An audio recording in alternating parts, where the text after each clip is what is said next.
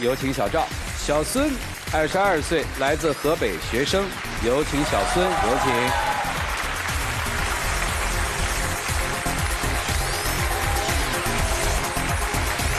欢迎两位啊，高中同学是吧？同级同校同学。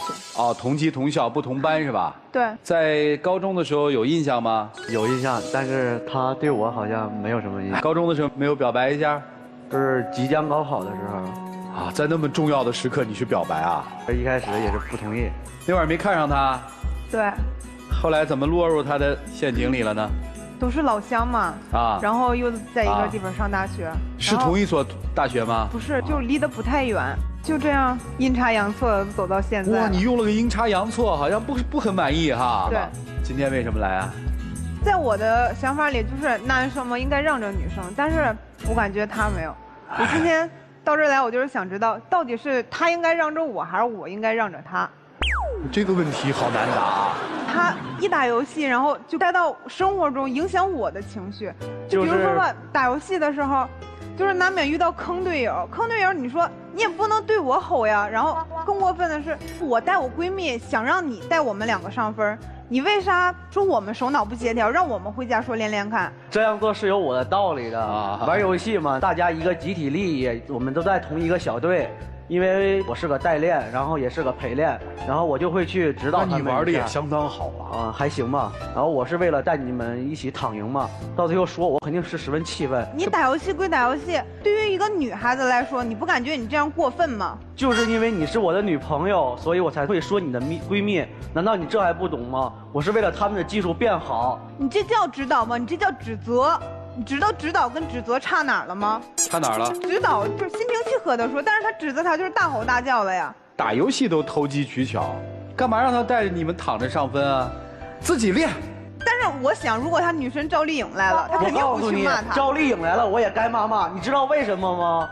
因为她是我的女神，我希望她变得更好、更完美，所以我要去说她。但是你没想过，一个女生，然后被你这样特别的丢人。而且她是我的闺蜜，她跟我最好。我就觉得特有意思一逻辑啊，我没想明白啊。我请教一下。好的。为什么我对你好，我非得骂你呢？我不是去骂，我去指导，就是脾气稍微大了一点。以后温柔一点啊，尤其对女朋友要好。行了，没事了。您别说，我还记得有一次，我的兄弟告诉我，女朋友在外面给他戴了绿帽子。我作为一个兄弟嘛，我肯定会看不下去啊。我们俩关系那么铁，然后我就去说了那女生一顿，我感觉没有做错，反而到他那里又说我。这是人姐两个之间的问题。你那个哥们儿也说了，他只是怀疑戴了绿帽，你看着他戴了吗？跟你有啥关系啊？我们俩是从小光屁股长大的，我相信他说的话，我就要去帮他说他，能怎么样？我认为我是公平的。这是人家两个之间的问题，你自己的问题都没解决好，你还去处理别人的问题，你不感觉你管得太宽了吗？我这样做的没有错呀。那你也不能大吼大叫吗？还我大吼大叫？那有一次找你吃饭，你怎么样吼我的？那你也不能上后厨找人家打架去呀。我提醒过服务员，咱们4点钟到的，人家5点钟到的，饭都吃完了快走了，我4点钟到的，还没看饭长啥样呢？为什么我这么不受公平呢？这世界应该是公平才对的，他也是客户，我也是客户呀。你是找了服务员，找1次不行，你不会找2次，你好好跟人家说呀，你为啥非要大吼大叫的呢？我大吼大叫是想催一下，表达我当时的心情而已，因为我是公正的人。但是你的行为过分，你懂吗？不是你们较那真儿干嘛呀？作为一个成年人，我们在交流的时候，就再气愤，你是情绪会有切换的，你知道吗？双方父母应该都知道你们谈恋爱，对吧？对。怎么样？他们知道吗？啊，你妈挺愿意的。啊。他会来事儿啊，他逢年过节给我妈送个小礼物，周6周日跑我们家给我妈刷碗，干啥的，我妈就跟他是一个战线上。你不是挺好吗？但是他在我妈这乖兮兮的，他到我这儿就不是这样的呀。我妈不知道他真实的状态，他真实状态，我看小伙子也不错呀。对呀，我也是感觉不错呀。他总是看不惯我呀。但是我就是感觉你不好，你凭啥就吼我呀？我是我妈捧大的。那个是要毕业了吧？应该大学。对。22，对吧？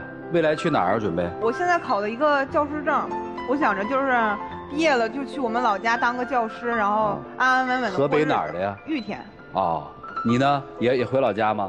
不是，我都是玩游戏玩的比较好，我就是想以后来做游戏主播。天天都想着没用的，你就总想着你一夜暴富，然后天马行空的。我怎么一夜暴富了？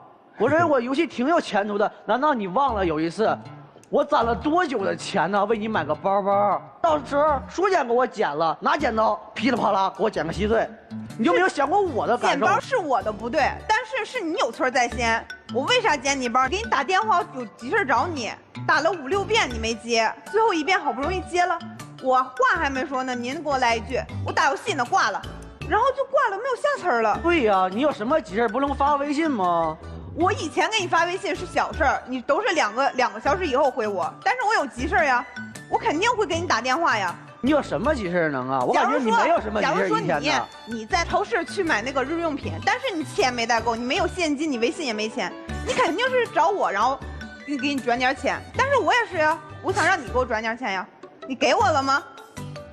我告诉你，你知道为什么咱俩现在钱不充裕吗？就因为我玩游戏现在没有玩得更好，没当上个主播呢。我认为玩游戏非常有前途，在我的大好年华时间，我打好了游戏，当了一名主播，你也说你20多岁是大好年华，而你呢？你有什么想法？我就是想当个老师，我就想安安稳稳的过日子。20多岁是女孩最好的年纪，我不想跟你这儿，哎，主持人他是从下午开始，比如没有课都开始打到凌晨4、5点，然后再睡一会儿，再爬起来上课，整天是这种状态。不是，你听我说，就你当老师，说20岁好年华当老师去了，天天当老师哦，打对勾啊，90分、60分、80分，这有意思吗？而我是拼搏，你明白吗？不，你那也没意思，你知道吧？我是在拼搏，你再拼搏也没意思。你凭什么说人不好啊？咱们不要再做职业上面的互相瞧不起和抬杠，没什么。你可以有你的理想，对吧？我问的是你们未来怎么考虑的。你可以当老师啊，你可以当游戏主播，不影响你们结婚吧？但是我就感觉当游戏主播影响我结婚。您说天天当游戏主播肯定得天天打游戏吧？然后到最后那是他的工作嘛。对，到最后身体没了，你是要拿这个钱去买药吃吗？我挣的钱不一定有多少呢，以后为了你们而着想的。但是你没想过，你这个游戏，它只是你在年轻的时候可以有。比如说你现在20多岁，然后你到40了，你还有这精力，你还有这时间吗？这你就不知道，你也没问过我的理想。到时候我有钱会开公司了，你知道吗？还谁玩游戏啊？你是开代打公司吗？我真的主任就是抬杠，你会想想这怎么办吗？我真的我觉得你们2个人在性格上都有点小较真儿，对吧？想结婚吗？你想结婚吗？我肯定是想的呀。是想跟他结婚吗？那肯定是想跟他结。你想结婚吗？我想。你是想跟他结婚吗？是。所以我说没什么大事儿嘛，你们还吵什么呢？但是我不愿意。那你不是想娶她呀？我是想娶她。那你啥意思呀？但我会比如说有些空闲时间我会看她，但是哦，就是你一个人做游戏主播，对，是这意思吧？他留在老家是吧？对，就是你打累了的时候，你回家充电去看他，是吧？可以这么说吧。他为什么不能陪着你呢？就比如说我平时打一场游戏吧，再比如说玩游戏，他说，哎，你把那个拿来，那拿来，我等会儿。哎，你把那拿快一点呢，我等会儿。你有完没完啊？就知道玩，就这样跟我说。你们把这件事儿想清楚了，孩子啊。过去叫玩游戏，未来你是把它当职业的。打游戏作为一个职业太痛苦了。你玩的时候可能是这样的，你变成钱的时候，就真想做钱的转变的时候会非常痛苦。你想，如果你未来就选择了这个职业，对吧？我相信他不会再打扰你，因为那是你在工作，对不对？跟玩又不一样。所以你都没想清楚，你们俩在这乱抬胡杠，你知道吗？但是现在我玩游戏也是挣钱呀，但是他还是在总和我吵和我闹。挣钱不代表是职业。因为你没在乎我呀，所以我跟你闹。行吧，别吵了。你们今天来到底是要干嘛呀？到底是要解决抬杠的问题，抬杠解决不了，把你们俩拆开了就解决了，对吧？但我又不想拆开。啊，又不想拆开，那你们要解决什么问题呢？我看你们俩其实也挺愉快的，都抬成这样了，你说你还要嫁他，他说他还要娶你，那你们要干嘛呢？虽然是抬杠归抬杠，但是心是在他那儿。比如结婚了，还是天天这样过日子，我感觉到最后，也许真的很有可能还会因为一些琐事，听明白了。到最后，知道了，2个人都想在家里做老大嘛。抬杠的目的不就是我是正确的，听我的吗？你们听听老师们怎么给你们分析，好不好？我们一起进入丘比特问卷。我觉得你俩特般配，你们俩性格上非常的协调。但男生有一个问题，你逮谁跟谁发脾气，逮谁骂谁，啊，还想骂赵丽颖。你问过赵丽颖的意见吗？而且你自己有一个神理论，就是我骂你是为你好，其实你只是为了宣泄自己的情绪而已。在吃饭的时候跟人家吵架，你刚刚跟我讲了一个词叫公平。孩子，我告诉你，这个世界是相对公平的。我们努力的去创造绝对公平的环境，但是我们现在依然在路上。所以，如果你拿着一个公平的理论放在这儿，然后只要是违背你思想观念当中的公平原则，就要去骂的话，那这个世界上你要骂的事情太多了。当你的这个骂碰到了另外的那种非常极端的人，他需要用武力去解决的时候，你就又处在另外一种危险当中了。有一个名词叫垃圾人。你如果真的碰到他们，而你又没有办法控制自己的情绪，结果非常的显然。所以人不应该把自己放在危险当中，要懂礼仪、懂礼貌、懂正确的表达方式，而不是所有的事情跟你爱的人、跟你不爱的人、跟陌生的人全部都用骂来解决问题。能够控制自己的情绪是一个人成熟的标志。当你能够控制自己的情绪的时候，你是优雅的；当你能控制你的心态的时候，你是成功的。而显然，你对于对方的距离还太遥远。你们两个人的感情其实一直都在你们这样彼此打打闹闹、吵吵闹闹当中和谐的向前发展，这是你们两个人的相处模式。你们已经认同这种相处模式了，事实上。而未来的规划，没有人会告诉你到底是应该去小城小镇做一份稳定的工作更好，还是去外面选择一份没有结果未知的事业进行挑战更好。两个人都愿意在一起，就是更好。所以爱情方面我不认为有什么问题，但性格方面需要调整。祝你们幸福，谢谢。好，谢谢左岩老师。来，曲总。其实听你们抬杠了这一整场啊，没听出什么大问题。但是我想了几个问题，你们为什么互相这么抬杠？其实你们现在感觉就是没有问题，我也要制造问题，显得你们之间啊有很多的共同话题，你们之间是很多的交流都没有营养。这种营养呢，并不是这件事儿本身，而是这个营养对于你们感情之间的增进有没有营养？没有。你们真是跟谁都抬杠吗？我感觉在外面没有什么，就是一在他的面前，你就喜欢跟他抬杠，就是吵起来。不敢跟他母亲抬杠吗？如果你在打游戏，他母亲说来一下，你不赶紧放下手中的这个游戏，赶紧过去吗？对不对？你在他母亲面前你是会做事的，为什么你要跟他抬杠呢？决定于你们俩恋情能不能往下走啊，中间必须得出现个事儿。而你们在抬杠的过程中呢，谁先放手，谁先服软儿，也就是他说的谁应该怕谁，那会儿才能决定感情能不能往下走。因为你们之间没有过说谁怕谁。如果不抬杠，就是我怕你了。怕你什么呢？是怕你生气，怕你伤心。你们现在都没有。谁先服软儿，你们的感情说明就能往前走一步。如果感情当中谁都不服软儿，谁都觉得谁应该怕谁，那么你们的感情很快就会分解了。出几件大事儿就考验了谁先不抬杠，谁先说我们别吵了，我们把这事儿给规划一下，那说明谁就先成熟了，好不好？就这样。好，谢谢曲总。刚才左岩老师说觉得你们俩特别的般配，其实我交一个嘴甜的贼。我说这句话指的是女生，我觉得女生是相对直率的，你应该不是跟谁都抬杠，你善于直话实说，是吗？对。但是男生喜欢怼人这一点，我倒觉得有些细节上是我不喜欢。你仔细想一想，你怼的都是弱者，比如说怼服务员啊，比如说怼她闺蜜啊。但凡是强者，你多半都不太敢怼，是个欺软怕硬的人，而且还是个见风使舵的人。所以他在别人面前是个样子，在你妈妈面前是一个样子。我觉得这个男人多多少少会有一些伪君子，会有一些不真实。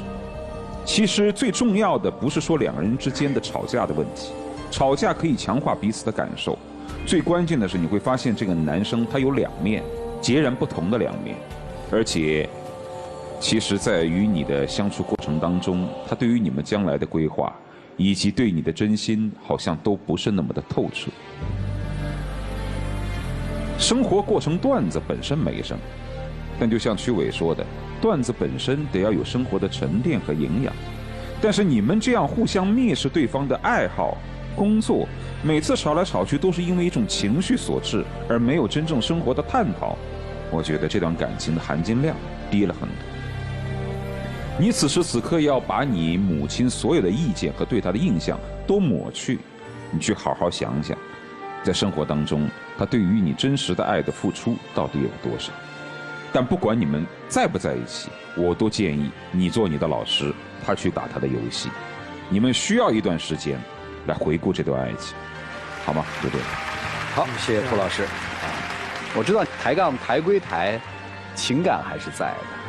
你们有了更多的选择的之后，我希望你们不要在这个选择里面放太多的功利心。这个功利心是什么？所谓的挣大钱成大名。如果不成呢？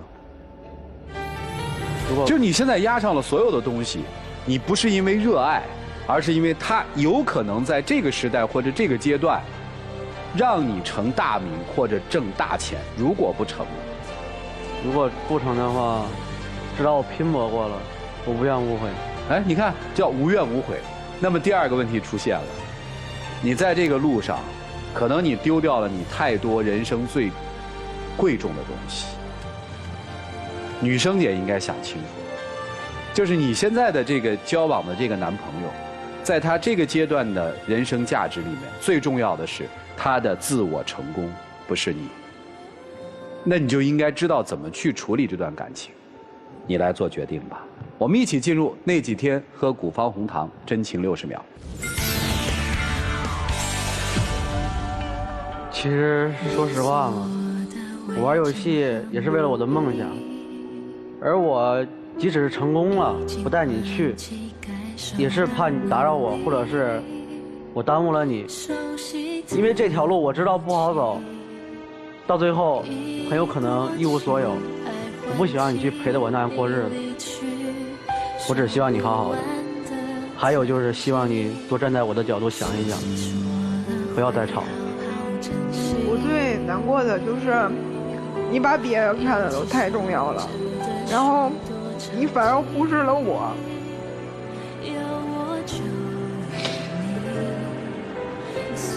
其实我心里是真的有你，只是你认为没有时间陪你而已。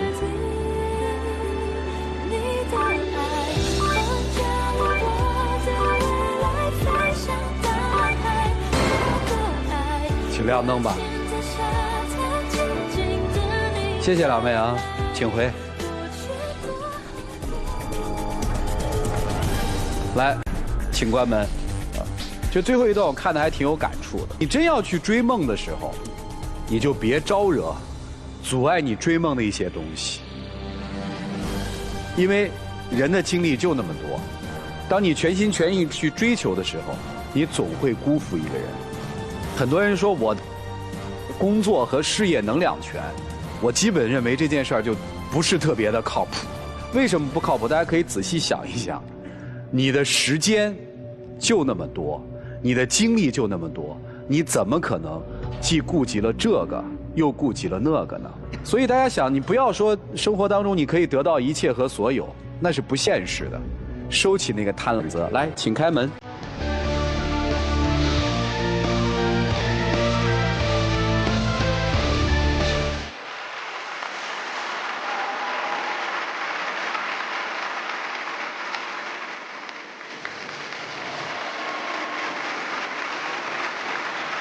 你要都决定回来了，你就乐呵乐呵吧。生活的别那么紧，我决定在一起，那我就意味着我今天为我的决定负责，开开心心的，好不好？别那么拧，我知道你们现在分不掉。来，有请我们的小话筒，有请。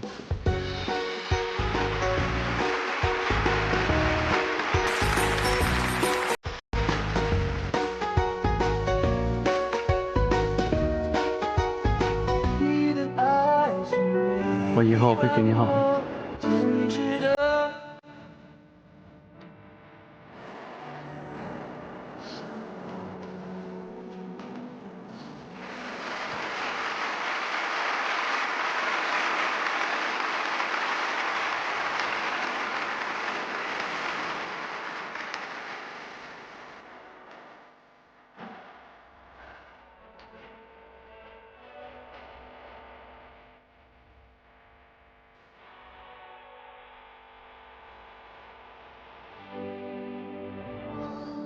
你还为什么总推我？来吧，谢谢。珍惜眼前吧，好好经营，好吗？谢谢你们，请回。谢谢。啊。